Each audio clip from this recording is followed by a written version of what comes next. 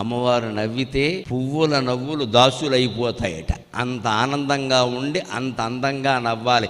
ఏ ఇంట్లో ఇల్లాలు నవ్వుతూ ఉంటుందో ఆ ఇంట్లో లక్ష్మీదేవి నాట్యం చేస్తుందమ్మా. లక్ష్మీదేవి నాట్యం అలా నవ్వాలి కదా అని మగాళ్ళందరూ ఓ పట్టకారు పట్టుకు నవ్వమని చెప్పానా తోలు తీస్తా నవ్వకపోతే అనకూడదు. వాడు నవ్వే విధంగా వీడు ప్రేమించాలి. అది సమస్య. ప్రేమిస్తే ఎందుకు నవ్వరు? పెత్తనం చేస్తే నవ్వుతారేటి? పొద్దున్న నవ్వమని చెప్పాను కదా, 6:30కి బుద్ధి లేదు అంటే ఎవడు నవ్వుతాడండి? నవ్వడానికి టైం పెడతావా?